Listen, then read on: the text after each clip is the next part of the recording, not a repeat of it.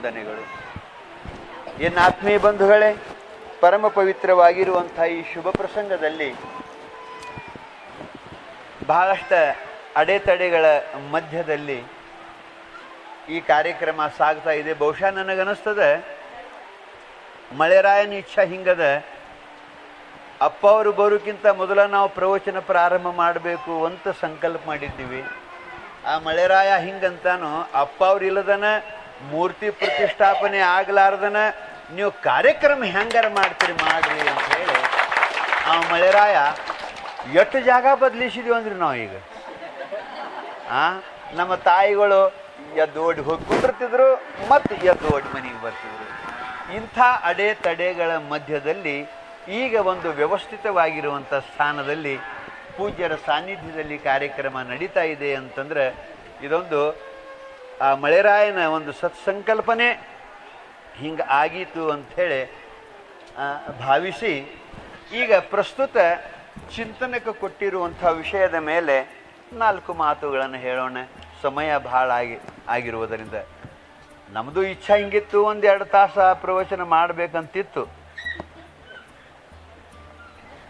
ಇರಲಿ ಪುಣ್ಯಾತ್ಮರೇ, ಬಹಳ ಸಂಕ್ಷಿಪ್ತವಾಗಿ 4 ಮಾತುಗಳನ್ನು ಹೇಳೋಣ.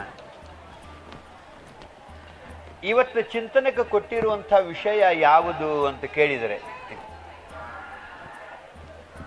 ನಮ್ಮ ಭಾರತ ದೇಶದ ಒಬ್ಬ ಶ್ರೇಷ್ಠ ತತ್ವಜ್ಞಾನಿಯಾಗಿರುವಂಥ ಮನು ಮಹರ್ಷಿ ಹೇಳಿಕೊಂಡು ಬಂದಿರುವಂಥ ಒಂದು ಶ್ಲೋಕದ 2 ಸಾಲುಗಳನ್ನು ನಾವು ಇವತ್ತು ಚಿಂತನಕ್ಕೆ ತಗೊಂಡಿವಿ. ಆ ಶ್ಲೋಕ ಯಾವುದು ಅಂತ ಕೇಳಿದರೆ, ಧರ್ಮ ಏವ ಹತೋ ಹಂತಿ ಧರ್ಮೋ ರಕ್ಷತಿ ರಕ್ಷಿತಃ ಅನ್ನೋದು ಇದೊಂದು ಶ್ಲೋಕದ ಅರ್ಧ ಭಾಗ. ಮನು ಮಹರ್ಷಿ ಈ ಮಾತನ್ನು ಹೇಳಿಕೊಂಡು ಬಂದದ್ದು. ಒಟ್ಟಾರೆ ಇದರ ಸಾರ ಏನಪ್ಪಾ ಅಂತ ಕೇಳಿದರೆ, ಈ ಶ್ಲೋಕದ ಒಟ್ಟಾರೆ ಅಭಿಪ್ರಾಯ ಏನು ಅಂತ ಕೇಳಿದರೆ, ಪುಣ್ಯಾತ್ಮರೇ ಬಹಳ ಲಕ್ಷ್ಯ ಕೊಟ್ಟು ಕೇಳುವಂಥ ಮಾತು, ಧರ್ಮ ಏವ ಹತೋ ಹಂತಿ ಧರ್ಮೋ ರಕ್ಷತಿ ರಕ್ಷಿತಃ ಅನ್ನೋದು. ಧರ್ಮ ಏವ ಹತೋ ಹಂತಿ ಅಂತಂದ್ರೆ, ಯಾರು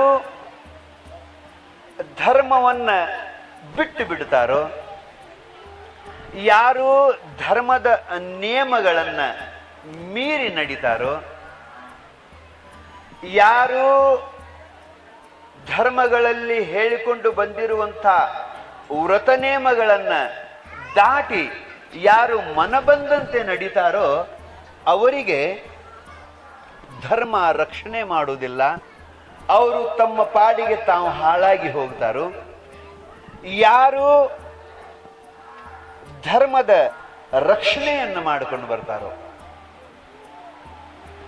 ಯಾರು ಧರ್ಮದ ನಿಯಮಗಳನ್ನು ವ್ರತಗಳನ್ನು ಪಾಲನೆ ಮಾಡಿಕೊಂಡು ಬರ್ತಾರೋ ಅವರಿಗೆ ಅವರು ಪಾಲಿಸಿಕೊಂಡು ಬಂದಿರುವಂಥ ಧರ್ಮ ರಕ್ಷಣೆ ಮಾಡ್ತತಿ ಅನ್ನೋದು ಒಟ್ಟಾರೆ ಅದರ ಸಾರ. ಧರ್ಮ ಏವ ಹತೋ ಹಂತಿ ಧರ್ಮೋ ರಕ್ಷತಿ ರಕ್ಷಿತಃ ಅಂತ ಹೇಳಿ. ಹಂಗಾರೆ ಇಲ್ಲಿ ಧರ್ಮ ಅಂದ್ರೆ ನಾವು ಏನನ್ನ ತಿಳ್ಕೋಬೇಕು ಅನ್ನೋದು ಬಹಳ ಮುಖ್ಯವಾಗಿರುವಂಥ ಮಾತು. ಬಹುಶಃ ಧರ್ಮ ಅನ್ನೋ ಒಂದು ಪದಕ್ಕೆ ನಮ್ಮ ಭಾರತೀಯ ತತ್ವಶಾಸ್ತ್ರದಲ್ಲಿ ಇದಕ್ಕೆ ಒಬ್ಬರು ಹೇಳ್ತಾರೆ 1,2,000 ಅರ್ಥಗಳನ್ನು ಮಾಡ್ಕೊಂಡು ಬಂದಾರು, 3,000 ಅರ್ಥಗಳನ್ನು ಮಾಡ್ಕೊಂಡು ಬಂದಾರು ಅಂತ ಹೇಳಿ. ಹಾಗಾದ್ರೆ ಇಲ್ಲಿ ಧರ್ಮ ಅನ್ನೋ ಪದಕ್ಕೆ ಈ ಸಂದರ್ಭದಲ್ಲಿ ನಾವು ಏನು ಅರ್ಥ ಮಾಡಬೇಕು ಅನ್ನೋದು ಬಹಳ ಮುಖ್ಯವಾದದ್ದು. ಬೇರೆ ಬೇರೆ ಕಡೆ ಬೇರೆ ಬೇರೆ ಅರ್ಥ ಮಾಡಿದ್ದಾರೆ, ಅದಿರಲಿ. ಈ ಸಂದರ್ಭದಲ್ಲಿ ಧರ್ಮೋ ರಕ್ಷತಿ ರಕ್ಷಿತಃ ಅನ್ನುವ ಈ ಸಂದರ್ಭದಲ್ಲಿ ಧರ್ಮ ಪದಕ್ಕೆ ಏನು ಅರ್ಥ ಅನ್ನೋದು ಬಹಳ ಮುಖ್ಯವಾಗಿರುವಂಥದ್ದು.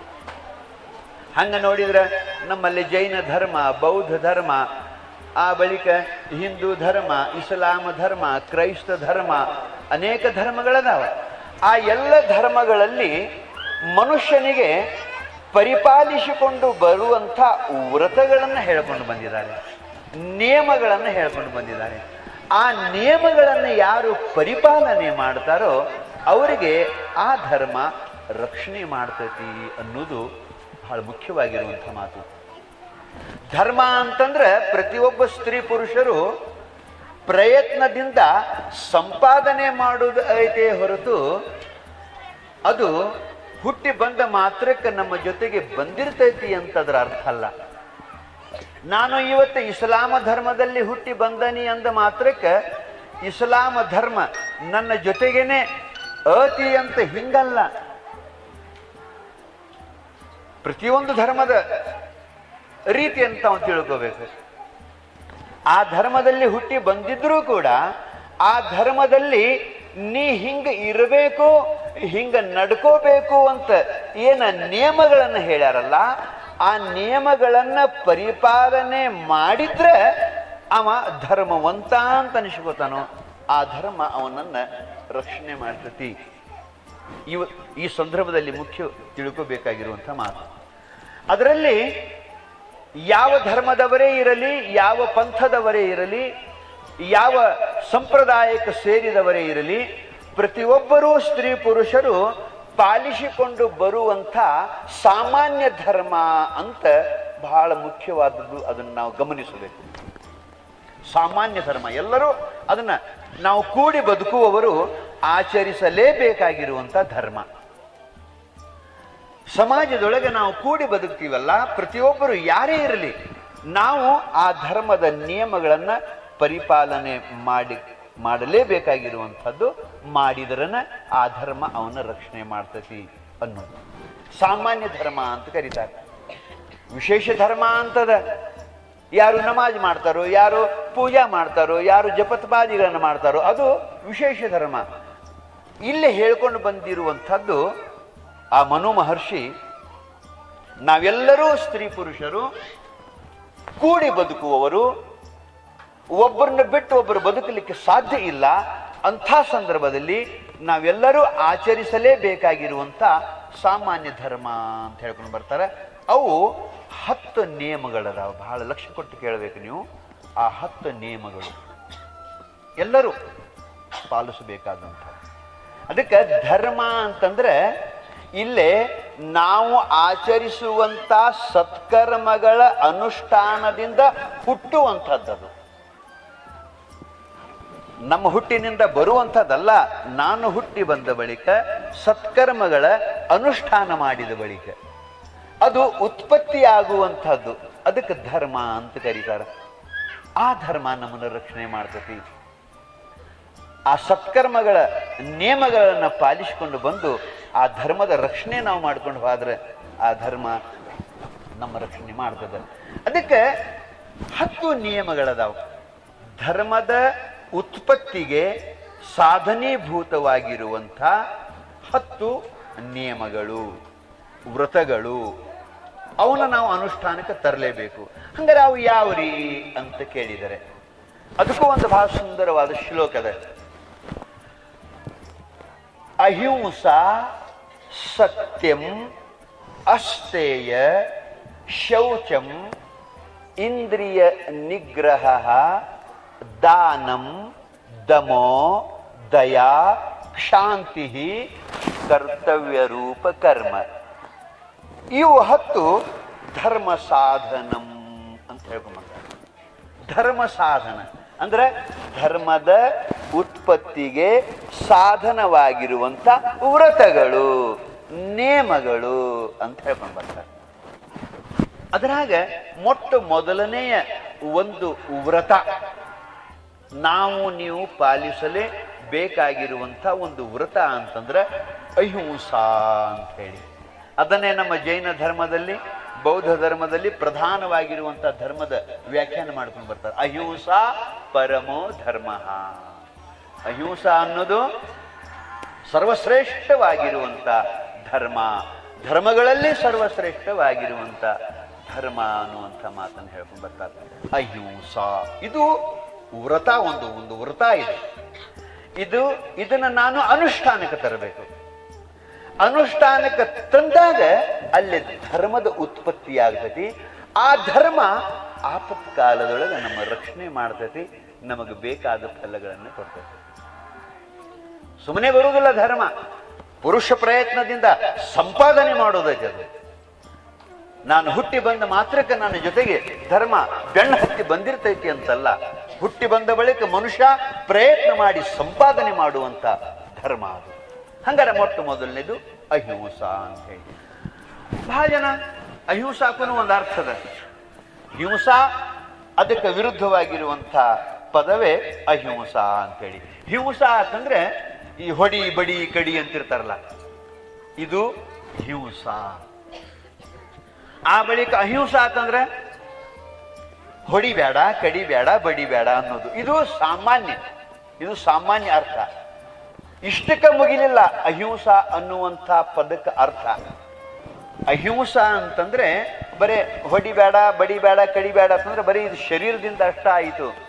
ನಮ್ಮಲ್ಲೇ 3 ಕರ್ಣಗಳು ಅಂತದಾವ.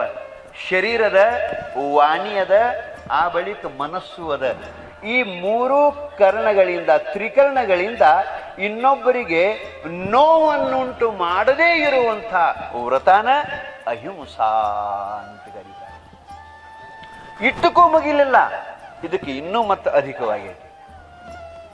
ಅದನ್ನ ಕನ್ನಡ ನಾಡಿನ ಶ್ರೇಷ್ಠ ತತ್ವಜ್ಞಾನಿಗಳಾದಂಥ ಶ್ರೀಮನ್ ನಿಜಗುಣ ಶಿವಯೋಗಿಗಳು ತಮ್ಮ ಪರಮಾನುಭವ ಬೋಧೆ ಎಂಬ ಗ್ರಂಥದಲ್ಲಿ ಬಹಳ ಸುಂದರವಾಗಿ ಬರೀತಾರೆ. ಯಾಜ್ಞವಲ್ಕ್ಯ ಮಹರ್ಷಿಗಳು ಮೈತ್ರಾದೇವಿಗೆ ಹೇಳುವಂಥ ಪ್ರಸಂಗ ಅದು. ಹೇಳ್ತಾರೆ ಅವರು, ಮೈತ್ರೇಯಿ ಕೇಳು, ಅಹಿಂಸಾ ಅಂತಂದ್ರೆ ತನು ಮನೋ ವಚನ ಕರ್ಮಣಿ ಕಾಯದಿಂದೋರ್ಮೆ ಜನರಿಗೆ ನೋವ ನಡರಿಸದೆ ವಿನಯದಿಂದಿರಲದೆ ಅಹಿಂಸೆ ಎಂದೆನಿಪುದು. ಎಂಥ ಅದ್ಭುತವಾದ ವ್ಯಾಖ್ಯಾನ, ಲಕ್ಷಣ ಇದೆ. ಅವ್ರು ಹೇಳ್ತಾರೆ, ಪ್ರತಿಯೊಬ್ಬ ಸ್ತ್ರೀ ಪುರುಷರಿಗೆ, ಎಲ್ಲೋ ಮನುಷ್ಯನೇ ಕೇಳು, ನಿನ್ನ ಶರೀರದಿಂದ ಆಗಲಿ, ನಿನ್ನ ವಾಣಿ ಮಾತಿನಿಂದ ಆಗಲಿ, ನಿನ್ನ ಮನಸ್ಸಿನಿಂದ ಆಗಲಿ ಇನ್ನೊಬ್ಬರಿಗೆ ನೋವನ್ನುಂಟು ಮಾಡಬಾರದು. ಬದಲಾಗಿ ಶರೀರದಿಂದ, ವಾಣಿಯಿಂದ, ಮನಸ್ಸಿನಿಂದ ಇನ್ನೊಬ್ಬರಿಗೆ ಹಿತವನ್ನ ನೀ ಮಾಡಬೇಕು. ನೋವನ್ನ ಮಾಡಲಾರ್ದನ ಎಷ್ಟು ಸಾಧ್ಯತೆ ಅಷ್ಟು ತ್ರಿಕರಣ ಪೂರ್ವಕವಾಗಿ ಇನ್ನೊಬ್ಬರಿಗೆ ಹಿತವನ್ನ ನೀ ಮಾಡಿದ್ದೇ ಆದ್ರೆ ಇದಕ್ಕೆ ಅಹಿಂಸಾ ವ್ರತ ಅಂತ ಕರೀತಾರೆ. ಹಿಂಗ ಮಾಡಿದ್ರೆ ಅಲ್ಲಿ ಪುಣ್ಯದ ಉತ್ಪತ್ತಿ, ಧರ್ಮದ ಉತ್ಪತ್ತಿ ಆಗ್ತತಿ. ಆ ಧರ್ಮ ನಿನ್ನ ರಕ್ಷಣೆ ಮಾಡ್ತತಿ ಅಂತ ಹೇಳ್ಕೊಂಡು ಬರ್ತಾರೆ. ಬರೇ ಶರೀರದಿಂದ ಅಷ್ಟ ನಾವು ತಿಳ್ಕೋಬಾರದು, ವಾಣಿಯಿಂದನೂ ಕೂಡ ನೀನು ಇನ್ನೊಬ್ಬರಿಗೆ ನೋವು ಮಾಡಬಾರದು. ವಾಣಿ ಅಂತಂದ್ರೆ ಬಹಳ ಅಪಾಯಕರವಾದಂಥ ವಾಣಿ ಇದು. ಕೊಡ್ಲಿಯ ಗಾಯಕ್ಕಿಂತಲೂ ಮಾತಿನ ಗಾಯ ಬಹಳ ದೊಡ್ಡದು. ನೀವು ಯಾರಿಗಾದ್ರೂ ಕೊಡ್ಲಿ ತಗೊಂಡು ಹೊಡೆದ್ರಿ ಅಂತಂದ್ರೆ ಅದು ಗಾಯ 8 ದಿವಸಕ್ಕೋ ತಿಂಗಳಿಗೋ ಅದು ಮಾಹಿತೈತಿ. ನಂತರದಲ್ಲಿ ಆ ಗಾಯ ಇರಂಗಿಲ್ಲ. ಆದ್ರೆ ಮಾತಿನ ಗಾಯ ಅನ್ನೋದೇನಿರ್ತೈತಲ್ಲ, ಇನ್ನೊಬ್ಬರಿಗೆ ನೀವು ಉಂಟು ಮಾಡಿದ್ದು, ಆ ವ್ಯಕ್ತಿ ಸಾಯೋ ತನಕ ಅವನು ನೋವನ್ನು ಉಂಟು ಮಾಡ್ತಿರ್ತೈತೆ. ಅದು ಎಂತ ಹಿಂಸಾ ಇದು, ವಾಣಿಯ ಹಿಂಸಾ. ಅವ್ರಂತಿರ್ತಾರೆ ನೋಡ್ರಿ ಏನಂತಿರ್ತಾರ ಅಂತ ಕೇಳಿ, ಏನು ನೀ ಮಾತಾಡಿದಿಲ್ಲ, ನೀ ಮಾತಾಡಿದ ಮಾತ ನನ್ನ ಎದೆಯಾಗ ಬಡದ ಬೆಣ್ಣಾಗ ಪಾರ್ ಆಗಿ ಹೋಗೈತಿ, ನಾ ಸಾಯು ತನಕ ಮರೆಯಂಗಿಲ್ಲ, ನನ್ನ ಹೊಟ್ಟೆಯಾಗ ಬೆಂಕಿ ಬಿದ್ದ ನಾವು ಅಂದ್ರೆ ಅವ್ಗೆ ಎಷ್ಟು ನೋವಾಗೈತಿ ನೋಡ್ರಿ. ನೀವು ಕೊಡ್ಲಿ ತಗೊಂಡು ಒಂದು ಹೊಡೆದಿದ್ರಿ ಅಂತಂದ್ರೆ ಅದು 1 ತಿಂಗಳು 2 ತಿಂಗಳೊಳಗೆ ನೋವು ಮಾಯ ಆಗ್ತೈತಿ. ಆದ್ರೆ ನಾವು ಸಾಯು ತನಕ ಹಿಂಗೋತಿರ್ತಾವ. ನಾವು 40 ವರ್ಷದ ಹಿಂದೆ ಪೇಟೆಯಾಗ ನನಗೇನ ನೀ ಮಾತಾಡಿದಿಲ್ಲ, ನಾ ಮರ್ತಿಲ್ಲೋ ಯಪ್ಪ. ನೋಡ್ರಿ ಎಷ್ಟು ನೋವಾಗೈತದು. ಅವಂತ ಅದು ಎಂತ ಗಾಯ ನೋಡ್ರಿ, ಅದು ರಕ್ತ ಬಂದಿಲ್ಲ, ಮತ್ತೆ ಮಾತಿನ ಪೆಟ್ಟಿನಿಂದ ಗಾಯದಿಂದ ರಕ್ತ ಬಂದಿಲ್ಲ. ಆದ್ರೆ ಅವ ಅಲ್ಲಿ ತನಕ ತಾನ ಎದೆಯಾಗ ಬಡದ ಬೆಣ್ಣಾಗ ಪಾರಾಗಿ ಹೋಗಿತ. ಅಂದ್ರೆ ಎಷ್ಟು ನೋವು. ಮಹಾಭಾರತ ಅದು ಅಲ್ರಿ, ಇವು ಬರೀ ಮಾತಿನಿಂದನ ಆಗ್ಯಾವ. ಇವು ಮಹಾಭಾರತ ರಾಮಾಯಣ ಇವು ಇಷ್ಟು ದೊಡ್ಡ ದೊಡ್ಡ ಯುದ್ಧ ಆದದ್ದು, ಜನ ಸತ್ತದ್ದು ಬರೀ ಮಾತಿನಿಂದ. ದ್ರೌಪದಿ ಏನು ಮಾಡಿದ್ಲು? ದ್ರೌಪದಿ ಅವ್ರದೇ ಆಗಿರುವಂಥ ಒಂದು ಅರಮನೆ ಕೃಷ್ಣ ವ್ಯವಸ್ಥೆ ಮಾಡಿಕೊಟ್ಟಿದ್ದ, ಅಣ್ಣತಮ್ಮರು ಪಾಲು ಕೊಡದೇ ಇರೋ ಸಂದರ್ಭದೊಳಗೆ. ಆವಾಗ ಪಾಂಡವರು ಕೃಷ್ಣನ ಕೃಪೆಯಿಂದ ತಯಾರಾಗಿರುವಂಥ ಅರಮನೆಯೊಳಗಿದ್ರು. ಆ ಅರಮನೆ ಬಹಳ ಸುಂದರವಾಗಿರುವಂಥ ಅರಮನೆ. ಜನ ದೇಶ ವಿದೇಶದಿಂದ ನೋಡಾಕ್ ಬರ್ತಿದ್ರು. ಹಂಗೊಮ್ಮೆ ದುರ್ಯೋಧನನು ಬಂದಿದ್ದ ನೋಡ್ಬೇಕಂತ ಹೇಳ್ಯಾರೆ. ಆ ಅರಮನೆ ಇಷ್ಟು ವಿಚಿತ್ರ ಇತ್ತು. ಅದು ಅದು ನೋಡಿದ್ರೆ ಅದು ಬಾಗಿಲೈತಿ, ದಾರಿ ಐತಿ, ಒಳಗೆ ಹೋಗಬೇಕಂತ ಅನಿಸ್ತಿತ್ತು. ಅದು ಗಾಡಿ ಇರ್ತಿತ್ತು, ಅದು ದಾರಿನೇ ಇರ್ತಿದ್ದಿಲ್ಲ. ಮತ್ತ ಇಲ್ಲಿ ದಾರಿ ಇಲ್ಲ ಅಂತ ಅನಿಸ್ತಿತ್ತು, ಅಲ್ಲಿ ಮಂದಿ ಹಾದಾದು ಹೋಗ್ತಿದ್ರು. ಒಮ್ಮೊಮ್ಮೆ ನೀರು ನಿತ್ತಂಗ ಅನಿಸ್ತಿತ್ತು, ಅಲ್ಲಿ ನೀರು ಇರ್ತಿದ್ದಿಲ್ಲ. ಅಲ್ಲಿ ಅಲ್ಲಿ ಹೊಂಡದ ಗತೆ ಕಾಣ್ತಿತ್ತು ಅರಮನೆಯೊಳಗೆ. ಅಲ್ಲಿ ಮೀನದು ಇರ್ತಿದ್ದು, ನೀರು ಇರ್ತಿತ್ತು, ಆದ್ರೆ ಅಲ್ಲಿ ಕಾಲಿಟ್ಟು ಹೋಗ್ತಿದ್ರು. ಮತ್ತು ಒಮ್ಮೊಮ್ಮೆ ಇಲ್ಲಿ ನೀರಿಲ್ಲ ಅಂತ ಅನಿಸ್ತಿತ್ತು, ಅಲ್ಲಿ ಕಾಲಿಟ್ರೆ ನೀರು ಇರ್ತಿತ್ತು. ಇಷ್ಟು ವಿಚಿತ್ರವಾಗಿರುವಂಥ ಅರಮನೆ. ಅದನ್ನು ನೋಡ್ಕೋತ ದುರ್ಯೋಧನ ಬರಾಕತ್ತಿದ್ದ. ನೀರು ಇಲ್ಲ ಅಂತ ಹೇಳಿ ನೀರು ಇದ್ದು ಜಾಗದಾಗನ ಕಾಲಿಟ್ಟು ಬಿಟ್ಟ, ಬಿದ್ದ ಕೂಡಲೇ ಅಕಸ್ಮಾತ್ ಬಿದ್ದಿದ್ದ. ಅವ ನೋಡ್ಲಾರ್ದಕ್ಕೆ ಬಿದ್ದಿದ್ದ, ತಿಳಿಲಾರ್ದಕ್ಕೆ ಬಿದ್ದಿದ್ದ. ಬಿದ್ದಾಗ ಏನ್ ನಗತಾರ ನೋಡ್ರಿ, ಅದು ಬಹಳ ಕಟ್ ಹತ್ತೈತೆ. ದ್ರೌಪದಿ ಇದನ್ನ ನೋಡ್ಕೋತ ಕುಂತಿದ್ಲು, ಅರಮನೆ ಒಳಗ ಮಹಡಿ ಮೇಲೆ ಕುಂತಿದ್ಲು. ಯಾವಾಗ ದುರ್ಯೋಧನ ಬಿದ್ದ ನೋಡಿಕ್ಯಾರೆ ಒಂದೇ ಮಾತಂದ್ಲು, ಅಂಧಸ್ಯ ಪುತ್ರ ಅಂಧಃ, ಕುರುಡನ ಮಗ ಕುರುಡ, ಅದಕ್ಕೆ ಬಿದ್ದ ಅಂತ ನಕ್ಕಳು. ಒಬ್ಬ ದುರ್ಯೋಧನನಿಗೆ ಇಷ್ಟು ನೋವಾತದು. ಅವರ ತಂದೆನೋ ಹುಟ್ಟು ಕುರುಡಿದ್ದ, ಕುರುಡನ ಮಗನೂ ಕುರುಡ ಅಂತ ಹೇಳಿ ಒಬ್ಬಾಕಿ ಹೆಣ್ಮಗಳು ನಕ್ಕಾಗ ಇಷ್ಟು ನೋವಾತು. ಆವತ್ತನ ಶಪಥ ಮಾಡಿದ. ಅವನ ತಲೆ ಹಿಂಗ ಕಾಯ್ತು. ಮಹಾಭಾರತದ ಯುದ್ಧ ಆಗಿ ರಣರಂಗದೊಳಗೆ ಹೆಣದ ರಾಶಿ ಬಿದ್ರು ಸಮಾಧಾನ ಆಗವಲ್ತು. ಅದು ಒಂದು ಮಾತಿನ ಪೆಟ್ಟ. ಅಂದ್ರೆ ಮಾತು ಎಷ್ಟು ಗಾಯವನ್ನುಂಟು ಮಾಡ್ತೈತಿ ಅಂತ. ರಾಮಾಯಣನು ಆದದ್ದು ಅದ ಮೂಲ. ನೀವು ನೋಡಿದ್ರಿ ಅಂತಂದ್ರೆ ಯಾವ ಒಬ್ಬ ಅಗಸ ಬಿಟ್ಟು ಹೆಂಡ್ತಿನ ಆಳಾಕ ನಾನು ಸೊಟ್ಟ ರಾಮೇನಂದನ್ ರಾಮಾಯಣ ಶುರು ಆತ. ಹಿಂಗ ಮಾತು ಬಹಳ ಗಾಯವನ್ನುಂಟು ಮಾಡ್ತಾವು. ಅದಕ್ಕೆ ಬಂಧುಗಳೇ, ಮಾತಿನಿಂದನೂ ಕೂಡ ಹಿಂಸಾ ನಾವು ಉಂಟು ಮಾಡ್ತಿರ್ತೀವಿ.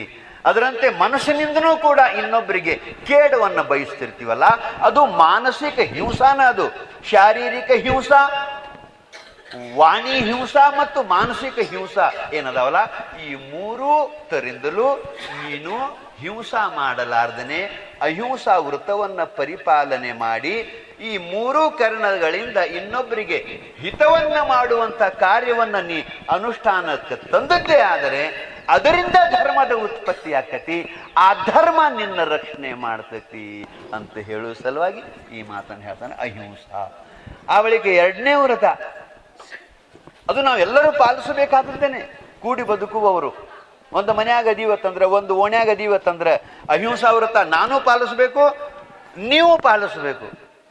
ಹಿಂಗದ ಇದು ಸಾಮಾನ್ಯ ನಿಯಮ ಧರ್ಮ ಅಂತ ಕರೀತಾರೆ. ಆ ಬಳಿಕ ಎರಡನೇದ್ದು ಅಹಿಂಸಾ ಸತ್ಯಂ, ಸತ್ಯ ಮಾತನಾಡೋದು, ಸತ್ಯದ ಪಕ್ಷಪಾತಿಯಾಗೋದು, ಸತ್ಯಕ್ಕಾಗಿ ತಾನು ಏನೆಲ್ಲ ತ್ಯಾಗ ಮಾಡಲಿಕ್ಕೆ ಸಿದ್ಧನಾಗಿರ್ಬೇಕು. ಅದಕ್ಕೆ ನಾಸ್ತಿ ಸತ್ಯಾತ್ ಪರೋ ಧರ್ಮ, ಸತ್ಯ ವ್ರತದಕ್ಕಿಂತಲೂ ಶ್ರೇಷ್ಠವಾದ ಧರ್ಮ ಇನ್ನೊಂದಿಲ್ಲ ಅಂತ ಹೇಳ್ಕೊಂಡು ಬರ್ತಾರೆ. ಅದು ಕೂಡ ಅದರಿಂದನೂ ಸತ್ಯದ ಪಕ್ಷಪಾತಿಗಳಾಗಿ ಸತ್ಯ ವ್ರತವನ್ನ ನೀವು ಅನುಷ್ಠಾನಕ್ಕೆ ತಂದ್ರಿ ಅಂತಂದ್ರೆ, ನಾವು ತಂದೀವತ್ತಂದ್ರೆ ಅದರಿಂದನೂ ಧರ್ಮದ ಉತ್ಪತ್ತಿ ಆಗ್ತೈತಿ. ಆ ಧರ್ಮ ನಮ್ಮನ್ನು ರಕ್ಷಣೆ ಮಾಡಿ. ಅಹಿಂಸಾ ಸತ್ಯಂ ಅಸ್ತೇಯ, ಇದು ಮೂರನೇದು. ಅಸ್ತೇಯ ಅಂತಂದ್ರೆ ಎಂಥ ಕಠಿಣ ಪ್ರಸಂಗ ಬಂದೈತೆಂದ್ರು, ಎಂಥ ಬಡತನ ನನಗೆ ಬಂದೈತೆಂದ್ರು ಮನ್ಯಾಗ ನಾ ಉಪವಾಸ ಬಿದ್ದನಿ ಅಂತಂದ್ರು ಇನ್ನೊಬ್ಬರ ವಸ್ತು ಮುಟ್ಟುವ ಹಕ್ಕು ನನಗಿಲ್ಲ. ಅಷ್ಟೇ ಅಂತಂದ್ರೆ ಕದಿಯದೇ ಇರುವುದು, ಕಳತನ ಮಾಡದೇ ಇರುವುದು. ಇದನ್ನೇ ಬಸವಣ್ಣವರು ಕಳಬೇಡ, ಕೊಲಬೇಡ, ಹುಸಿಯ ನುಡಿಯಲು ಬೇಡ ಅಂತೇನು ಹೇಳಲ್ಲ. ಇವೆಲ್ಲ ಸಾಮಾನ್ಯ ಧರ್ಮದ ಒಂದು ಲಿಸ್ಟನ ಅದು. ನಿನಗೆ ಬಡತನ ಬಂದಿತ್ತು ಅಂತಂದ್ರೆ ನೀ ಇನ್ನೊಬ್ಬರ ಹಂತಕ್ಕೆ ಹೋಗಿ ಬೇಡಿಸ್ಕೋ, ಆದ್ರೆ ಕಳತನ ಮಾಡಬೇಡ. ಕಳತನ ಮಾಡುವುದರಿಂದ ನಿನಗ ಪಾಪದ ಉತ್ಪತ್ತಿನ ಆಕತಿ. ಆ ಪಾಪ ನಿನಗೆ ದುಃಖ ಕೊಡ್ತೈತಿ. ನೀ ಕಳತನ ಮಾಡ್ಲಾರ್ದನ ಪ್ರಾಮಾಣಿಕವಾಗಿ ಬದುಕಿದೀಯಂತಂದ್ರೆ, ನೀನು ಪ್ರಾಮಾಣಿಕವಾಗಿ ಬದುಕಿದೀಯಂತಂದ್ರೆ, ನಾನು ದುಡ್ದೇ ಊಟ ಮಾಡಬೇಕನ್ನುವಂಥ ವ್ರತವನ್ನ ನೀನು ಕೈಕೊಂಡಿ ಅಂತಂದ್ರೆ, ಕೊಡತೋಳು ವ್ಯವಹಾರದಲ್ಲಿ ನೀನು ಪ್ರಾಮಾಣಿಕವಾಗಿ ಬದುಕಿದೀಯಂತಂದ್ರೆ, ಆ ಪ್ರಾಮಾಣಿಕತನ ಅನ್ನೋದು ಕೂಡ ಒಂದು ವ್ರತ. ಅದರಿಂದನೂ ಧರ್ಮದ ಉತ್ಪತ್ತಿ ಆಕತಿ. ಆ ಧರ್ಮ ನಿನ್ನ ರಕ್ಷಣೆ ಮಾಡ್ತತಿ. ಅದಕ್ಕೆ ಮನುಷ್ಯನೇ ಇನ್ನೊಬ್ಬರ ವಸ್ತು ಕದಿಯಬೇಡ.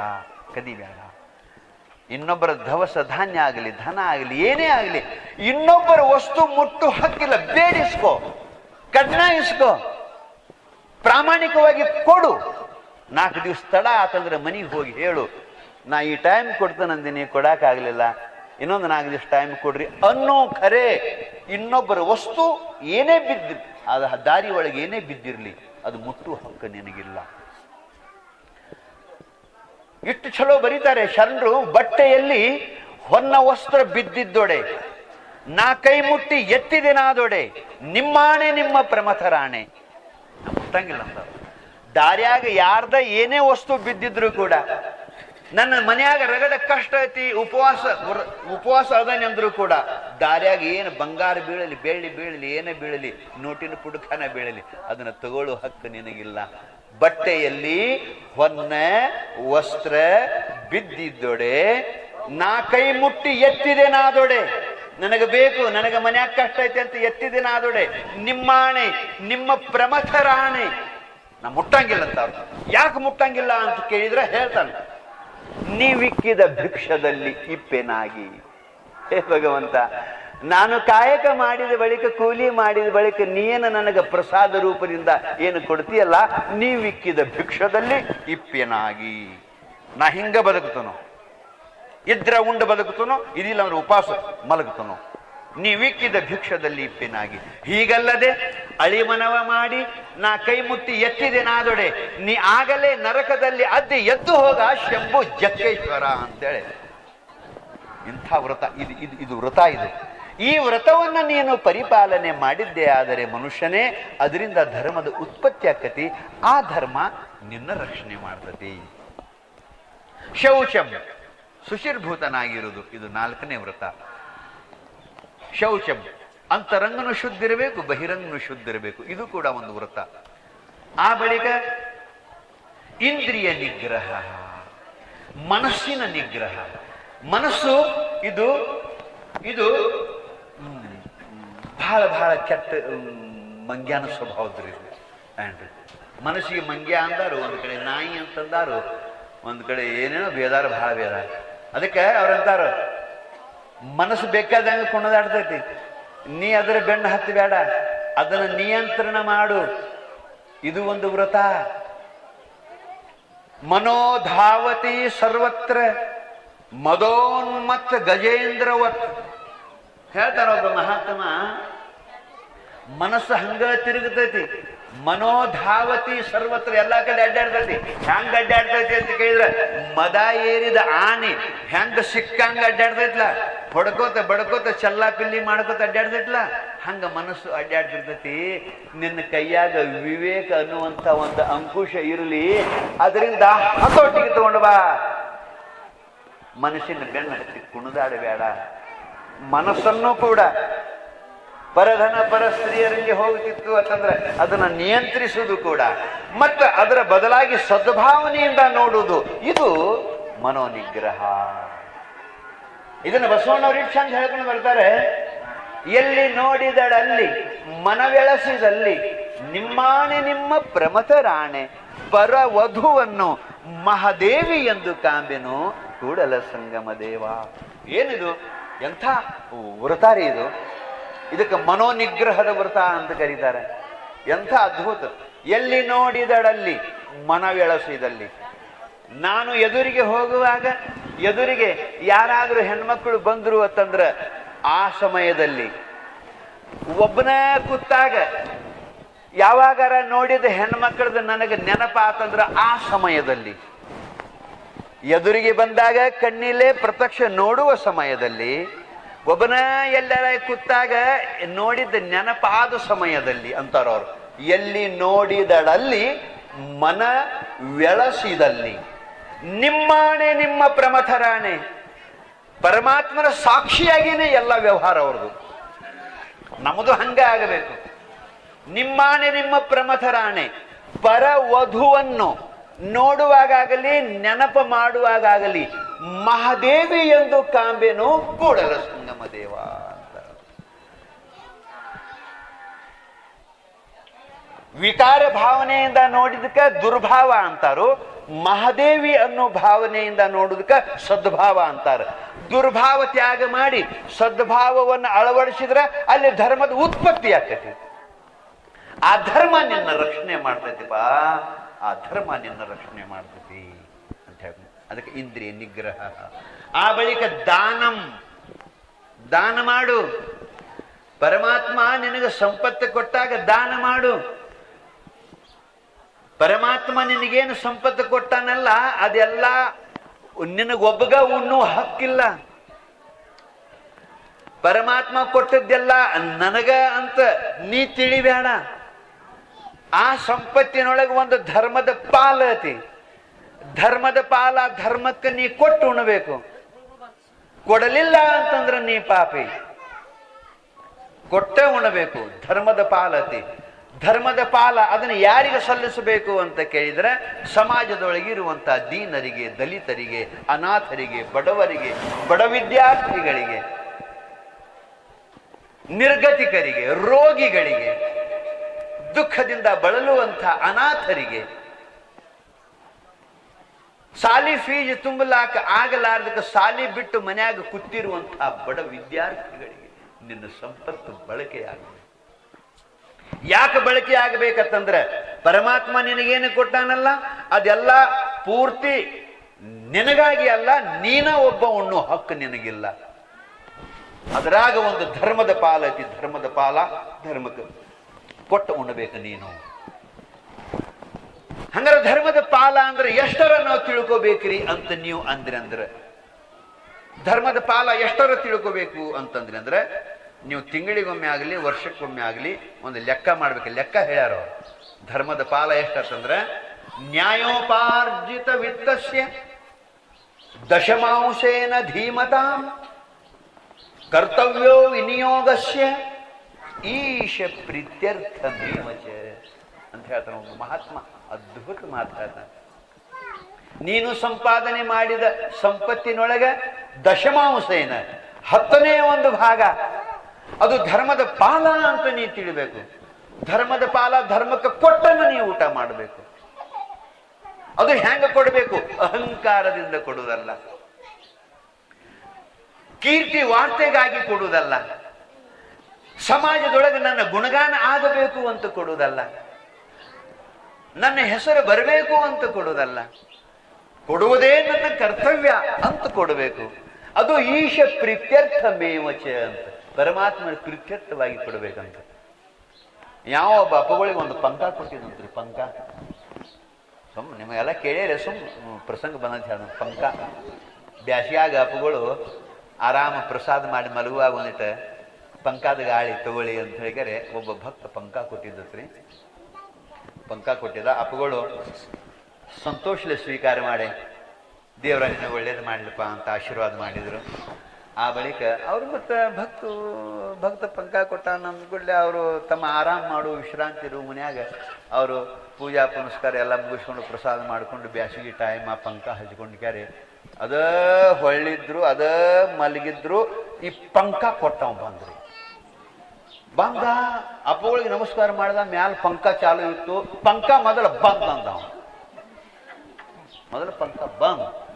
ಯಾಕ ಅಂತ ಕೇಳಿದ್ರೆ ಆ ಅಪ್ಪಗಳು ಅಂದ್ರೆ ಇರ್ಲಿ ಬಿಡು ಬ್ಯಾಸಿಗೆ ಐತಿ ಭಾಳ ಮತ್ತು ಒಂದಿಟ್ಟು ಪಂಕ ಇರ್ಲಿ ಅಂತಂದ್ರೆ ಹೇ ಹೇ ಏನು ಅಪ್ಪಗಳ ಅಂದ ಹಿಂಗೆ ಚಾಲು ಹಿಡುದ ಹಿಂಗೆ ಪಂಕ ಚಾಲು ಹಿಡುದ ಅಲ್ಲ ಮತ್ತೆ ಏನಾರ ಮಾಡೋದು ಅಂತ ಅಲ್ರಿ ಅಪ್ಪಗಳೇ ಅದ್ರ ಮ್ಯಾಲ ನೋಡ್ರಿ ನೀವು ನನ್ನ ಹೆಸರು ಐತಿ ನಮ್ಮ ಅಪ್ಪನ ಹೆಸರು ಐತಿ ನಮ್ಮ ಮುತ್ಯಾನ ಹೆಸರು ಐತಿ ನಮ್ಮ ಮನೆತನದ ಹೆಸರು ಐತಿ ನಮ್ಮ ಊರ ಹೆಸರು ಐತಿ ನಮ್ಮ ತಾಲೂಕದ ಹೆಸರು ಐತಿ ನಮ್ಮ ಜಿಲ್ಲಾದ ಹೆಸರು ಐತಿ ನಮ್ಮ ವಂಶದ ಹೆಸರು ಐತಿ ಅಗದಿ ಪೂರ್ತಿ ಎಲ್ಲ ತುಂಬಿಕೊಂಡು ಬಿಟ್ಟೈತಿ ಅಂಥದ್ರೊಳಗೆ ನೀವು ಪಂಕ ಚಾಲು ಹಿಡ್ಕೊಂಡು ಕೂತಾರಿ ಯಾವಾರ ಬಂದಂದ್ರೆ ಅವ್ನು ಓದಕ್ಕಾಕತ್ತಲ್ಲ ಅದು ಓದಕ್ಕಾಕತ್ತಲ್ಲ ಹಂಗ ತಿರುಗ್ತಿರ್ತೈತೆ ಅದು ಬಂದಾವ್ ಗೊತ್ತಾಗಬೇಕದು ಇಂಥವ ಕೊಟ್ಟ ನನಗೆ ಚಾಲು ಇದ್ರೆ ಹೆಂಗಾಕತಿ ಅಪ್ಪಗಳು ಅಂದ್ರು ಅಲ್ಲೋ ಮತ್ತು ನನಗೆ ಗಾಳಿ ಬೇಕಾದ್ರೆ ಏನು ಮಾಡಲಿ ಅಂದ್ರೆ ಅವರು ಗಾಳಿ ಬೇಕಾದ್ರೆ ಹೊರಗೆ ಹೋಗ್ರಲ್ಲ ಕಂಡಾಪಟ್ಟಿ ಗಾಳಿ ಬಿಟ್ಟೈತಿ ಅಲ್ಲಿ ಕುಡ್ರಿ ಒಂದು ತಾಸ ಬರೀ ಖರೆ ನಮ್ಮ ಪಂಕ ಚಾಲು ಮಾಡಂಗಿಲ್ಲ ಅಂದಂತ ಈ ಕಂಪನಿಗೆ ಏನು ಮಾಡೋದ್ರಿ ಹಿಂಗೆ ಕೀರ್ತಿ ವಾರ್ತೆಗಾಗಿ ಕೊಡುವುದಲ್ಲ ಕೊಡುವುದೇ ನನ್ನ ಕರ್ತವ್ಯ ಅಂತ ಕೊಡಬೇಕು ಈಶ ಪ್ರೀತ್ಯರ್ಥ ಮೇವಚ ಅಂತ ಹೇಳ್ಕೊಂಡು ಬರ್ತಾರೆ ಅದಕ್ಕೆ 10ನೇ ಒಂದು ಭಾಗ ನಾವು ಹಿಂಗೆ ಪ್ರವಚನ ಮಾಡುವಾಗ ನಮ್ದು ಭಜನಾ ಕಾರ್ಯಕ್ರಮ ನಡೀತ್ರಿ ಇದನ್ನ ವಿಷಯ ತಗೊಂಡಿದ್ದು ಅದ್ರಾಗ ಒಬ್ಬ ಎದ್ದು ನಿಂತು ಕೇಳಿದ್ರಿ ನಮಗೆ ನೋಡ್ರಿ ನಾವು ಶಾಲಿ ಕಲ್ತವ್ರಲ್ಲ ಏನಲ್ಲ 10ನೇ ಒಂದು ಭಾಗ ಅಂದ್ರೆ ನಮಗೆ ತಿಳಿಯಂಗಿಲ್ಲ ಮತ್ತು ನಾವು ಕೊಡ್ಬೇಕಂತೀವಿ ಅಟ್ ನೀವು ಬಿಡಿಸಿ ಹೇಳಿರಂದ್ರೆ ನಮಗೆ ತಿಳಿತೈತಿ ಅಂದ್ಕೂಳೆ ನಮಗೆ ಭಾಳ ಖುಷಿ ಆತ್ರಿ ಪಾಪ ಮುಗ್ಧ ಮನುಷ್ಯ ಕೊಡ್ಬೇಕನ್ನೋ ಭಾವ ಅಂಥದ್ರೊಳಗೆ ತಿಳಿವಾಲ್ತ ಅವಂಗ 10ನೇ ಒಂದು ಭಾಗ ಅಂದ್ರೆ ತಿಳಿವಾಲ್ತು ಕೊಡ್ಬೇಕಂತಾನು ಅಂತ ಹೇಳ್ಕ್ಯಾರೆ ಹಂಗಾರೆ ಅವ್ನು ತಿಳಿಸಬೇಕಂತ ನಾವು ಏನು ಮಾಡಿದ್ವು ಅವನ ಮಾತಿನಾಗ ಹಾಜು ನಾವು ನೋಡಪ್ಪ ಇವತ್ತು ಹರ್ಯಾಂದ ಸಂಚಾನಕ ನೀ ದುಡದಿ ಅಂದ್ರೆ ನಿನಗ 100 ರೂಪಾಯಿ ಪ್ರಾಪ್ತಿ ಆತು ಅಂತ ಅಂದ್ರೆ ಅದ್ರಾಗ 10ನೇ ಒಂದು ಭಾಗ ಅಂತಂದ್ರ 10 ರೂಪಾಯಿ ಆಕತಿ ಮತ್ತು 10 ರೂಪಾಯಿ ಅದು ಧರ್ಮದ ಪಾಲ ಅಂತ ತಿಳಿದ ನೀ ಉಳ್ಕಿದು 90 ರೂಪಾಯಿ ಬಳಸಿಕೋಪ ಅಂತಂದ ಆಹಾ ಎಷ್ಟು ಹಗರ ಐತಿರಿ ಖರೆ ನನಗೆ ತಿಳಿದಿದ್ದಿಲ್ಲ ಗದ್ಲಾಗಿತ್ತು ಅಂತ ಹೇಳಿ ಏನಂದ ಭಾಳ ಸಂತೋಷ ಆಯ್ತು ಅವನಿಗೆ ಒಂದು 100 ರೂಪಾಯಿ ದೇವ್ರು ಕೊಟ್ಟಂದ್ರೆ ಎಷ್ಟು ಕೊಡ್ತನ್ರೆ ಬರೋಬರಿ 1000 ರೂಪಾಯಿ ದೇವರ ನನಗೆ ಇವತ್ತು ದುಡುಕಿಯಾಗ ಕೊಟ್ರೆ ಎಷ್ಟಾಕತಿ ವಾಹ್ ಕೊಡ್ಲಿಪ್ಪ ಭಗವಂತ ನಿನಗೆ 1000 ರೂಪಾಯಿ ಇವತ್ತು ನಿನಗೆ ಪ್ರಾಪ್ತಿ ಆತಂದ್ರೆ 10ನೇ ಒಂದು ಭಾಗ ಅಂದ್ರೆ ಒಂದು 100 ರೂಪಾಯಿ ಆಗ್ತತಿ ನೀನು 100 ರೂಪಾಯಿ ಕೊಡಬೇಕು ಬರೋಬ್ಬರಿ ಏನೋರಿಪ್ಪ ನನಗೆ 10,000 ರೂಪಾಯಿ ಸಿಕ್ಕರೆ ಹೆಂಗ 10,000 ಅಂದ್ರೆ ಲೆಕ್ಕ ಆಯ್ತು ಮರಾಯ 10ನೇ ಒಂದು ಭಾಗ 10,000 ದೇವ್ರು ನಿನಗೆ ಕೊಟ್ಟ ತಿಳ್ಕೊ 9,000 ನಿನಗ 1,000 ಏನೈತಲ್ಲ 10ನೇ ಭಾಗ ಅದು ಧರ್ಮದ ಪಾಲ ಅಂತ ನೀ ಧರ್ಮಕ್ಕೆ ಕೊಡ್ಬೇಕು ಬರೋಬ್ಬರಿ ಏನೋ ರೀ ನಮಗ ಇವತ್ತು ಅನುಕೂಲ ಆತು ಈ ವರ್ಷ ಚಲೋ ಬೆಳಿನ ಬಂತು ಚಲೋ ಅನುಕೂಲ ಆತು 1,00,000 ರೂಪಾಯಿ ದೇವ್ರು ನನಗೆ ಕೊಟ್ರ ಅದ್ರಾಗ ನಾ ಧರ್ಮಕ್ಕೆ ಎಟ್ಟು ಕೊಡ್ಬೇಕ್ರಿ ಅಂದ ಕೊಡ್ಲು ಮರಾಯ ನಿನಗೆ ಅಂತ ಹೇಳಿ 1,00,000 ರೂಪಾಯಿ ದೇವ್ರು ನಿನಗೆ ಕೊಟ್ಟಂದ್ರೆ ಅದ್ರಾಗ 10ನೇ ಒಂದು ಭಾಗ ಅಂದ್ರೆ 10,000 ರೂಪಾಯಿ ಆಕತಿ 10,000 ರೂಪಾಯಿ ಧರ್ಮದ ಪಾಲ ಅಂತ ತಿಳಿಬೇಕು ಧರ್ಮಕ್ಕೆ ನೀ ಕೊಡಬೇಕು ಅಂತಂದ ಭಾಳ ಚಲೋ ಆತ್ರಿ 100 ರೂಪಾಯಿ ಹಿಡ್ಕೊಂಡು 1,00,000 ರೂಪಾಯಿ ತನಕ ನನಗೆ ಲೆಕ್ಕ ಹೇಳಿದ್ರಿ ಆ ಪ್ರಕಾರ ನಾನು ನಡ್ಕೋತನು ನೀವು ಇನ್ನೊಂದಿಟ್ಟು ದೇವರ ಹಂತಕ್ಕೆ ನನ್ನ ಬಗ್ಗೆ ಬೇಡ್ಕೋರಿ ಅಂದ ಹಂಗಾರ ಏನಂತ ಬೇಡ್ಕೊಳ್ಳಿ ಅನ್ನ ಏನಿಲ್ಲ 1,00,000 ರೂಪಾಯಿ ದೇವರು ಕೊಟ್ಟಂದ್ರೆ 10,000 ರೂಪಾಯಿ ಧರ್ಮದ ಪಾಲ ನಾ ಕೊಡಾಕ ತಯಾರದನಿ ಇನ್ನೇನ 1 ತಿಂಗಳು 2 ತಿಂಗಳದೊಳಗೆ ದೇವರ ನನಗೊಂದು 1,00,000 ರೂಪಾಯಿ ಕೊಡ್ಬೇಕು ಹಂಗೆ ನೀವು ಬೇಡ್ಕೋರಿ ಅಂತ ನಾವು ಅಂದೆವು ಆಗ್ಲಿಪ್ಪ ಪರಮಾತ್ಮ ನಿನಗೆ ಕೊಡು ಮನಸ್ಸು ಕೊಟ್ಟಾನು ಇನ್ನು ಕೊಡಾಕ ನೀನಂತಕ್ಕೆ ಏನಿಲ್ಲ ಅಂದ್ರೆ ಸಂಪತ್ತು ನಿನಗೆ ಧಾರಾಳವಾಗಿ ಕೊಡ್ಲಿ ನಾವು ಭಗವಂತನಲ್ಲಿ ಪ್ರಾರ್ಥನೆ ಮಾಡ್ತೀವಿ ಅಂತಂದೆವು ಮತ್ತೇನಂದ್ರಿ ಇನ್ನೊಂದು ಮಾತು ನೀವು ದೇವ್ರ ಹಂತಕ್ಕೆ ಬೇಡ್ಕೋರಿ ಅನ್ನೋ ಏನ ಅಂದೀವಿ ನಾವು ಏನಿಲ್ಲ ಅದು 1,00,000 ರೂಪಾಯಿ ಕೊಟ್ಟಾಗ ಏನೋ ಒಂದು 10,000 ರೂಪಾಯಿ ಧರ್ಮದ ಪಾಲ ಕೊಡ್ಬೇಕಂತ ಏನು ಹೇಳಿಲ್ಲ ಅದನ್ನ ಮುರ್ಕೊಂಡೆ ಕೊಡನ್ರಿ ಒಟ್ಟ ಹಿಂದಾಡ್ಸಿ ದಗದನ ಏನು ಉಳಿಬಾರ್ದು, ಒಟ್ಟು ಮುರ್ಕೊಂಡ ಕೊಡನ್ರಿ. ನಾವೊಂದು ಯಾಕೆ ಮುರ್ಕೊಂಡ ಯಾಕೆ ಕೊಡಬೇಕು ಅನ್ನನ ಅವಂದ, ನನ್ನ ಕೈಯಾಗ ರೊಕ್ಕ ಬಂದ್ರ ನಾಯನ್ ಕೊಡು ಮಗ ಅಲ್ರಿ ಅಂದ. ಅದಕ್ಕೆ ಅದೇನು ಧರ್ಮದ ಪಾಲ ಐತಿ, ಕಿರಿಕಿರಿ ಬೇಡ, ಅದು ಧರ್ಮದ ಪಾಲ, ಧರ್ಮಕ್ಕೆ ಹೋಗ್ಲದು, ಅದನ್ನ ಕಟ್ ಮಾಡ್ಕೊಂಡನ ನನಗೆ ಉಳಿದದ್ದು ಕೊಡನ್ರಿ, ಇಲ್ಲಾರ ನಿಮ್ಗೆ ಬಿಡಂಗಿಲ್ಲ ಅಂದವ. ಇದೇನ ನಿನ್ನ ಏನಿಲ್ಲ ಪರಮಾತ್ಮ ನಿನಗೆ ಕೊಡ್ಲಿಪ್ಪ ಅಂತಂದೀವು. ನೋಡ್ರಿ, ಧರ್ಮದ ಪಾಲ ಕಟ್ ಮಾಡ್ಕೊಂಡು ಕೊಡ್ಲಿ ಅಂತಾರಲ್ಲ, ಹಿಂಗ ಅವ ಅಂತಾನಂದ್ರು ಅವನಿಂದ ಧರ್ಮದ ಉತ್ಪತ್ತಿ ಆಗಲಿಲ್ಲ. ನಿಮ್ಮ ಕೈಯಾರೆ ಪರಮಾತ್ಮ ಸಂಪತ್ತು ಕೊಟ್ಟಾಗ ನೀವೇನು ಕೈಯಾರೆ ದೀನರಿಗೆ, ದಲಿತರಿಗೆ, ಬಡವರಿಗೆ ಕೊಡ್ತಿರ್ಲ, ಕೊಟ್ಟಾಗ ಆ ಮನುಷ್ಯಾಗೇನು ಸಂತೋಷ ಆಕತ್ಲ, ಆ ಸಂತೋಷದಿಂದ ಧರ್ಮದ ಉತ್ಪತ್ತಿ ಆಕತಿ. ನೀವು ಕೈಯಾರೆ ಕೊಡ್ಲಿಲ್ಲ ಅಂದ್ರೆ ಧರ್ಮದ ಉತ್ಪತ್ತಿನ ಆಗಂಗಿಲ್ಲ. ಅವ ಕಟ್ ಮಾಡಿ ಕೊಡ್ಲಿ ಅಂದ್ರೆ ಅವ ಕಟ್ ಮಾಡ್ಕೊಂಡು ಕೊಡ್ತಾನು, ಒಟ್ಟ ನಿನ್ನ ಹಿಂಗ ಇಡ್ತಾನೆ. ಏನು ಮಾಡವ? ನಿನ್ನ ಕೈಯಾರೆ ಧರ್ಮ ಆಗಬೇಕತ್ತಂದ್ರೆ ನೀನ ಕೈಯಾರೆ ಕೊಡಬೇಕು, ನೀನ ಮಂದಿಗೆ ಉಣಿಸಬೇಕು, ನೀನ ಮಂದಿಗೆ ಉಡಿಸಬೇಕು. ಅಂದಾಗ ನಿನ್ನ ಕೈಲಿ ಧರ್ಮ ಆಗ್ತತಿ, ಆ ಧರ್ಮ ನಿನ್ನ ರಕ್ಷಣೆ ಮಾಡ್ತತಿ. ಕಡಿಯಕ್ಕೆ ನಮ್ಮ ಋಷಿ ಮುನಿಗಳು ಇಟ್ಟು ಅನುಕೂಲ ಮಾಡ್ಯಾರ್ರಿ. ನೀವು ಗೃಹಸ್ಥರು ನಿಮಗೆ 10ನೇ ಒಂದು ಪಾಲು ಭಾಳ ಆಕಿತ್ತಂದ್ರ 20ನೇ ಒಂದು ಭಾಗ ಕೊಡ್ರಿ ಅಂದಾರ. 20ನೇ ಒಂದು ಭಾಗ ಅಂದ್ರೆ ನೀವು ಪಕ್ಕ ಇದನ್ನ ಲೆಕ್ಕ ಇಡ್ಬೇಕು. ನೀವು ಒಂದು 100 ರೂಪಾಯಿಗೆ 5 ರೂಪಾಯಿ ಆಕೈತೆ ಅದು 20ನೇ ಒಂದು ಭಾಗ. ಅಂದ್ರೆ ನೀವು ಧರ್ಮದ ಮನ್ಯಾಗ ಒಂದು ಡಬ್ಬಿನ ಮಾಡ್ಬೇಕಂತ ಹೇಳ್ಯಾರ ಪೈಗಂಬರ್. ಘರ್ ಮೇ ನೇಕಿ ಕಾ ಡಬ್ಬಾ ಬನಾವೋ, ಮನ್ಯಾಗ ಒಂದು ಪುಣ್ಯದ ಡಬ್ಬಿ ಅಂತಿರ್ಲಿ, ಧರ್ಮದ ಡಬ್ಬಿ ಅಂತಿರ್ಲಿ, ಅಲ್ಲಿ ತೆಗೆದಿಟ್ಟ ನೀನು ಊಟ ಮಾಡು. ಒಂದು ವೇಳೆ ನಿಮಗ 20ನೇ ಒಂದು ಭಾಗನೂ ಭಾಳ ಆಕಿತ್ತಂದ್ರೆ 40ನೇ ಒಂದು ಭಾಗವನ್ನು ಕೊಡ್ರಿ ಅಂದಾರು. ಪರಮಾತ್ಮ ನಿಮಗೆ ಕೊಟ್ಟಾಗ 40ನೇ ಒಂದು ಭಾಗ ಅಂದ್ರೆ ಒಂದು 100 ರೂಪಾಯಿ ನೀವು ಪಡೆದ್ರಿ ಭಗವಂತನ ಕೃಪೆಯಿಂದ ಅಂತಂದ್ರೆ ಅದ್ರಾಗ 2.5 ರೂಪಾಯಿ ಆಕೈತೆ. ಅದು ಇದು ಜಕಾತ್ ಅಂತ ಕರೆದ್ರು. 2.5 ರೂಪಾಯಿ, 100ಕ್ಕೆ 2.5 ರೂಪಾಯಿ ರೀ. ಅದು ಧರ್ಮದ ಪಾಲ ಅಂತ ನೀ ಧರ್ಮಕ್ಕೆ ಕೊಟ್ಟು ಊಟ ಮಾಡಬೇಕು. ಒಂದು ವರ್ಷಕ್ಕಾರ ಕೊಡು, ತಿಂಗಳಿಗಾರ ಕೊಡು, ನಿನ್ನ ಆದಾಯವನ್ನ ಲೆಕ್ಕ ಮಾಡಿ ನೀ ಕೊಟ್ಟ ತೀರ್ಬೇಕು. ವರ್ಷಕ್ಕೊಮ್ಮೆ ಈ ಪರಿ ಲೆಕ್ಕ ಮಾಡ್ಕೋತ ಕೊಡ್ತಾ ಹೋಗ್ಬೇಕು ಅನ್ನೋದು ಒಂದು ನಿಯಮ. ಅದಕ್ಕೆ ದಾನಂ, ಇದಕ್ಕೆ ದಾನ್ ಅಂತಾರ, ದಾಸೋ ಅಂತಾರ, ಜಕಾತ್. ಇಸ್ಲಾಮ ಧರ್ಮದಲ್ಲಿ ಇದಕ್ಕೆ ಜಕಾತ್ ಅಂತಾರ. ಜಕಾತ್ ಅಂದ್ರೆ ಹಕ್ಕಿನ ಕಾಣಿಕೆ ನೀ ಅವರಿಗೆ ಕೊಡುವುದು, ಅವರ ಹಕ್ಕಿನ ಕಾಣಿಕೆ. ನಿನ್ನ ಸಂಪತ್ತಿನೊಳಗೆ ಅವ್ರ ಹಕ್ಕ ಐತಿ, ಅವ್ರ ಹಕ್ಕ ಅವ್ರಿಗೆ ನೀ ಕೊಡ್ತಿ. ಅದಕ್ಕಿಂತ ಹೆಚ್ಚು ಕೊಟ್ರೆ ನೀ ದಾನಿ, ಇಟ್ಟು ಸಹಿತ ಕೊಡ್ಲಿಲ್ಲ ಅಂದ್ರೆ ನೀ ಅಪರಾಧಿ ಅಂತ ಹೇಳ್ಕೊಂಡ್ ಬಂದಾರೆ. ಒಂದು ಕಡೆ ಹೇಳ್ತಾರೆ ಪೈಗಂಬರರು, ನೀ ಜಕಾತ್ ಕೊಡ್ಲಿಲ್ಲ ಅಂತಂದ್ರೆ, ನೀನು ಸಂಪತ್ತಿನೊಳಗೆ ಧರ್ಮದ ಪಾಲ ಇದ್ದುದು ಧರ್ಮಕ್ಕೆ ಕೊಡ್ಲಿಲ್ಲ ಅಂತಂದ್ರೆ ತುಮಾರಿ ನಮಾಜ್ ಬೇಕಾರ ಹೇ, ತುಮಾರ ರೋಜಾ ಬೇಕಾರ ಹೇ, ತುಮಾರ ಹಜ್ ಬೇಕಾರ ಹೇ ಅಂತ ಹೇಳ್ಕೊಂಡ್ ಬರ್ತಾರೆ. ನೀ ನಮಾಜ್ ಮಾಡುದು ವ್ಯರ್ಥ ಐತಿ, ನೀ ರೋಜಾ ಇರುವುದು ವ್ಯರ್ಥ ಐತಿ, ನೀ ಹಜ್ಗೆ ಹೋಗುದು ವ್ಯರ್ಥ ಐತಿ ಅಂತಂದ್ರೆ. ಅಂತೂ ಒಟ್ಟ ದಾನ ಅನ್ನೋದು ಒಂದು ಬಹಳ ದೊಡ್ಡ ಧರ್ಮದ ಸಾಧನ. ಅದರಿಂದ ಧರ್ಮದ ಉತ್ಪತ್ತಿ ಆಕತಿ, ಆ ಧರ್ಮ ನಿಮ್ಮ ರಕ್ಷಣೆ ಮಾಡ್ತತಿ ಅಂತ ಹೇಳ್ಕೊಂಡು. ಆ ಬಳಿಕ ದಯ, ಬಡವರನ್ನ ನೋಡೆ, ದೀನ ದಲಿತರನ್ನ ನೋಡೆ, ದುಃಖಿಗಳನ್ನ ನೋಡೆ, ಅವರ ದುಃಖವನ್ನ ದೂರ ಮಾಡಲಾಕ ನೀ ಮಾಡುವ ಪ್ರಯತ್ನ, ಅದು ದಯ. ದಯವೇ ಧರ್ಮದ ಮೂಲವಯ್ಯ ಅಂತ ಬಸವಣ್ಣವ್ರು ಅದಕ್ಕಾಗಿ ಹೇಳಿದ್ದದು. ಮುಖ್ಯ ಸೂತ್ರವನ್ನು ಹೇಳ್ಕೊಂಡು ಬರ್ತಾರೆ, ದಯವೇ ಧರ್ಮದ ಮೂಲವಯ್ಯ. ದಯಾನ ಧರ್ಮ,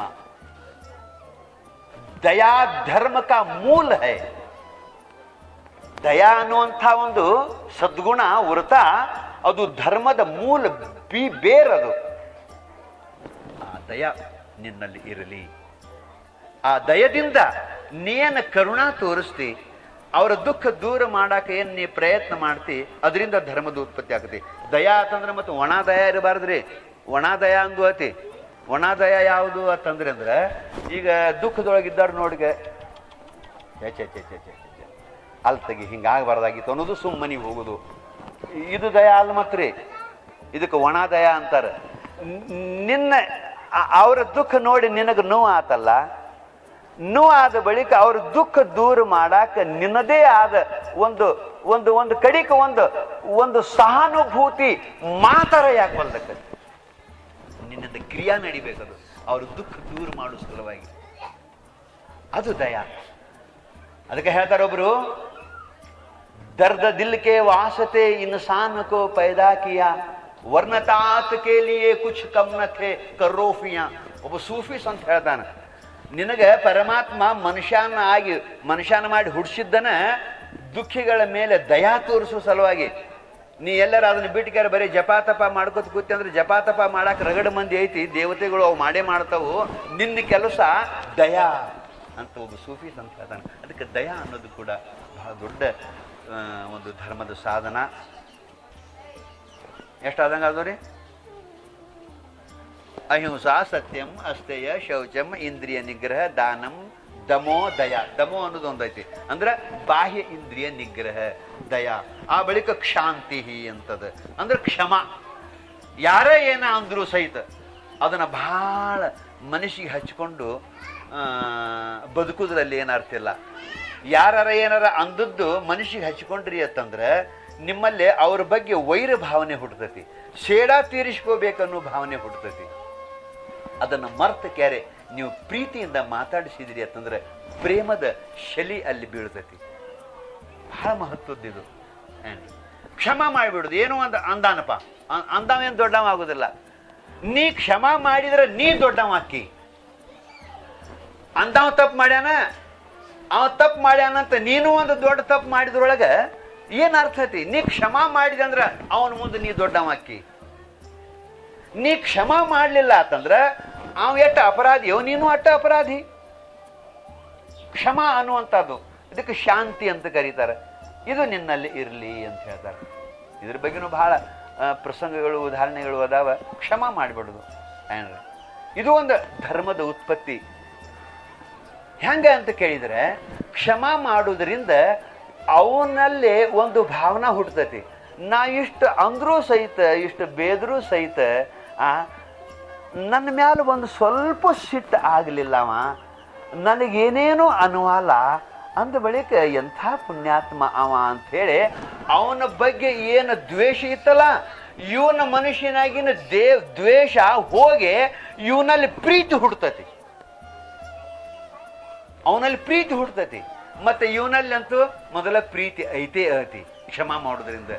ಇದರಿಂದ ಏನಾಕತಿ? ವೈರ ಭಾವನೆ ಅಳದು ಹೋಗಿ ಬಿಡ್ತತಿ, ಪ್ರೀತಿ ಸ್ನೇಹ ಭಾವನೆ ಬೆಳಿತತಿ. ಈ ಸ್ನೇಹ ಧರ್ಮದ ಉತ್ಪತ್ತಿಗೆ ಕಾರಣ ಆಗ್ತದೆ. ಆ ಬಳಿಕ 10ನೇದು ಕರ್ತವ್ಯ ರೂಪ ಕರ್ಮ.